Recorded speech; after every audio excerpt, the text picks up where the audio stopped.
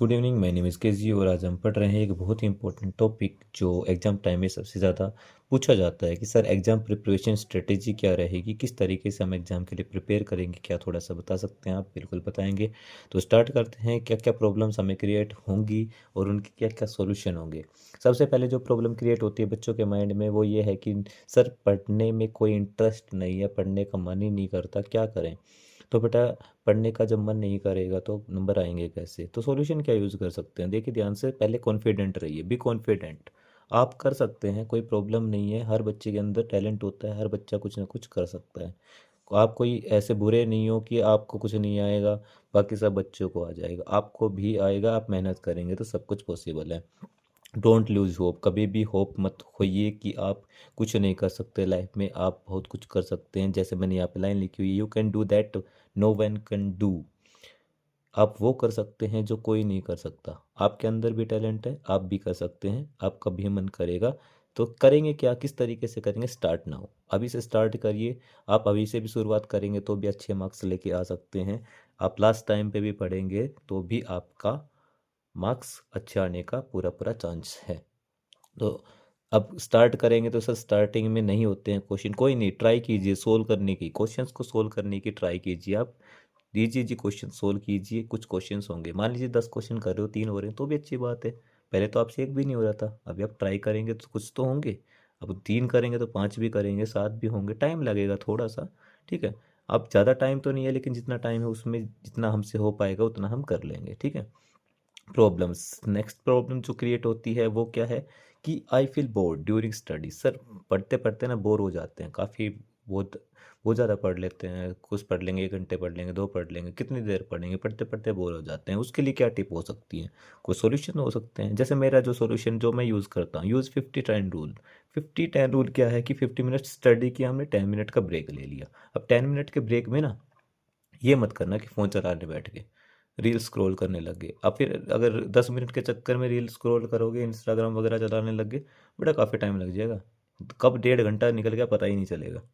ठीक है, तो वहाँ पे ना फ़ोन को यूज़ नहीं करना। बाहर गए, थोड़ा पानी वानी पिया, थोड़ा ना घूम फिर के आ गए, थोड़ा सा माइंड को रिलैक्स कर लिया, उसके बाद आके दोबारा से फिर बैठ गए। 50 मिनट स्टडी करो, 10 मिनट रिलैक्स कर लो।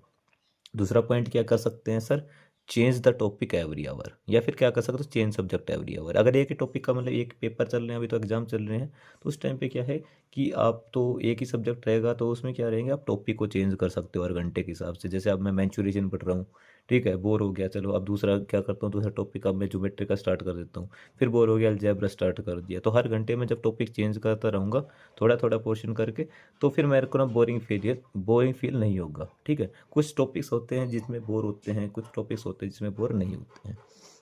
ठीक है, नेक्स्ट जो पॉइंट है, क्या कर सकता हूँ मैं कि लर्न लाइक ए स्टोरी। कोई भी टॉपिक पढ़ रहे हो तो उसके लिए क्या है कि आपको ना एक स्टोरी की तरह उसको पढ़ना है। ठीक है, ये बाहर की जो आवाज़ आ रही है उसको थोड़ा इग्नोर कीजिएगा, कि आप स्टोरी की तरह पढ़िए। जैसे कि ये आपने हिंदी वगैरह के जो कुछ टॉपिक्स पढ़े होंगे, उसको ना हम एक स्टोरी की तरह पढ़ते हैं ना तो बहुत जल्दी याद रहता है।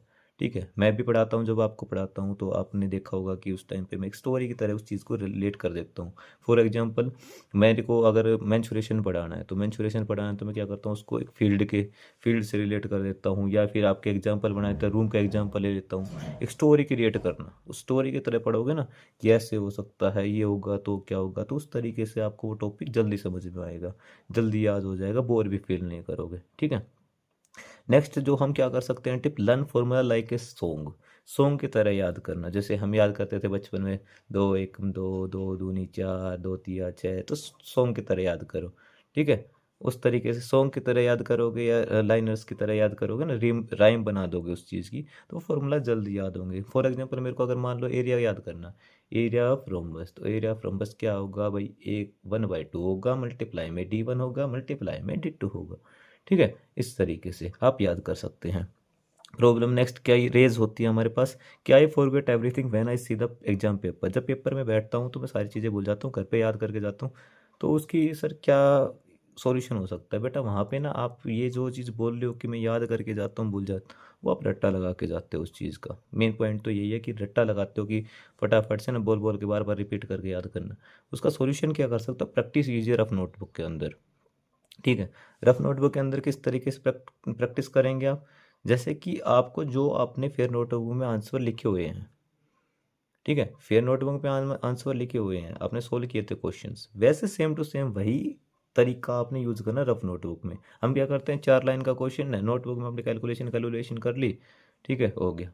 जैसे मैंने मेंसुरेशन का क्वेश्चन कराया, उसमें लिखा हुआ है length of rectangle, breadth of rectangle, area of rectangle, उसमें लिख दिया आपने एल बी ए वगैरह इस तरीके से। तो वो जो प्रॉब्लम क्रिएट होती है वो फिर एग्जाम में आपको परेशान करती है। ठीक है, तो आपको जैसे आपने फिर नोटबुक में लिखा हुआ वैसा ही सेम टू सेम आप अपनी रफ नोटबुक में लिखेंगे। ठीक है। नेक्स्ट पॉइंट क्या हो सकता है? नेक्स्ट पॉइंट आपके लिए जैसे tell self test after learning और प्रैक्टिसिंग। जब आपने कोई भी टॉपिक पढ़ लिया, आपने कोई याद कर लिया, प्रैक्टिस कर लिया, तो उसके बाद ना एक सेल्फ टेस्ट लीजिए। सेल्फ टेस्ट के लिए आप क्या कर सकते हो, आप अपने कुछ क्वेश्चन लिख के रख सकते हो अलग से। ठीक है, आपने सॉल्यूशन तो नोटबुक में किए थे, लेकिन बुक में तो क्वेश्चन दिए गए, उन क्वेश्चंस को नोट डाउन कर लिया, फिर उन 5-10 क्वेश्चंस के आपने प्रैक्टिस करके देख लिया। कोई भी आप नहीं कर सकते, आप अपने पेरेंट्स को बोल सकते हो, अपने बड़े भाई को बोल सकते हो, मम्मी को बोल सकते हो कि मेरे को क्वेश्चन दे दो इसमें से, मैं उन क्वेश्चंस को सोल्व करूंगा। ठीक है, या फिर क्या करते हो, मान लो अगर और दूसरा सब्जेक्ट पढ़ रहे हो तो दूसरे सब्जेक्ट में कि मेरे से ये क्वेश्चन सुन लो। ठीक है, इसमें से कोई भी क्वेश्चन आप मेरे से सुन सकते हो। फॉर्मूला की बात करें, मेरे से फॉर्मूले सुन के देख लो आप। ठीक है, तो ये सेल्फ टेस्ट लेने से आप वो चीज़ भूल नहीं पाओगे। नेक्स्ट जो लास्ट प्रॉब्लम सबसे ज़्यादा रेज होती है कि सर पढ़ें क्या, व्हाट टू स्टडी, क्या पढ़ें हम जो एग्जाम में नंबर अच्छे आए। तो पढ़ने के लिए क्या है, लर्न फॉर्मूलाज, फॉर्मूला और ट्रिक्स को याद कीजिए जो आप सोल्व करने के लिए क्वेश्चन में यूज़ करेंगे। जैसे कि मेरे को अगर कोई भी मेंसुरेशन का क्वेश्चन सोल्व करना है तो मेरे को फॉर्मूला याद करने हैं, एक्सपोनेंट की करने हैं तो फॉर्मूला वो आइडेंटिटीज वगैरह याद करनी पड़ेंगी। ठीक है, उनको याद करो, सबसे ज़्यादा बार बार उनको याद करो, क्योंकि फॉर्मूला से क्वेश्चन आते हैं। अब एग्जाम में देखोगे तो फॉर्मूला के ऊपर ही क्वेश्चन आ जाएंगे। ठीक है, ट्रिक्स, किस क्वेश्चन को किस तरीके से मैं सोल्व कर सकता हूँ, क्या क्या टेक्निक है इसको सोल्व करने की, वो ट्रिक्स आप याद करें। Next point, solve easy questions. Firstly आपने क्या करना है, इजी क्वेश्चंस को सोल्व करना है। इजी क्वेश्चंस मीन्स जो जल्दी जल्दी सोल्व हो जाते हैं, 2-2 लाइन के हैं, 3-3 लाइन के, उनको लिख सोल्व कर करके प्रैक्टिस करो आप। ठीक है, जैसे मान लो मेरे पास फ्रैक्शन का क्वेश्चन है, फ्रैक्शन को इम्प्रॉपर में किस तरीके से करना, छोटे छोटे क्वेश्चंस। ठीक है, लेंथी क्वेश्चंस मत करना स्टार्ट में, नहीं तो आपका कॉन्फिडेंस डाउन जाएगा। ठीक है, क्लियर द कॉन्सेप्ट, कॉन्सेप्ट को क्लियर करने पे फोकस करो, ना कि आप क्वेश्चंस पे। आप 100 क्वेश्चन कर लो, क्या बेनिफिट है। ठीक है, कंसेप्ट क्लियर होना जरूरी है। ठीक है, आप मान लो मैं अगर जैसे बार बार मैं एग्जांपल ले रहा हूँ मैंशुरेशन का, आप मैंशुरेशन कर रहे हो। ठीक है, तो मैंशुरेशन में क्या है, आपको ये पता होना चाहिए कि मैं टेक्निक किस तरीके से सोल्व करूंगा। एरिया निकालना, तो एरिया का निकालते कैसे, आपसे 100 क्वेश्चन प्रैक्टिस कर लो, कंसेप्ट क्लियर नहीं हो रहा, क्या फायदा है। आपने 10 क्वेश्चन कर लिए, लेकिन उसमें आपको कंसेप्ट क्लियर होगा कि एरिया निकालना कैसे, तो वो बेनिफिशियल है आपके लिए। नेक्स्ट पॉइंट कि लर्न एंड सोल्व कंसेप्ट। हाँ, कॉन्सेप्ट क्लियर हो गया, समझ लिया, समझने के बाद उससे रिलेटेड क्वेश्चन आप सोल्व करें। ठीक है, कंसेप्ट को सोल्व करने के लिए वो एक्सरसाइज में क्वेश्चन दिए हुए हैं आपको। Next, cover more weightage and easy chapter first. अब दो चैप्टर आपके ज़्यादा वेटेज ले रहे हैं, ज़्यादा मार्क्स का चैप्टर है और इजी है, ठीक है, तो उन चैप्टर को आप जल्दी करें। ये लगता है कि ये वाले चैप्टर है, ये इजी है, जल्दी समझ में भी आ जाएगा, जल्दी कवर हो जाएगा, इसकी एक्सरसाइज भी कम है, इसमें कंसेप्ट भी कम है। ठीक है, और इसको मैं जल्दी कर लूँगा और इसमें नंबर भी ज़्यादा हो रहे हैं, उनको जल्दी करो।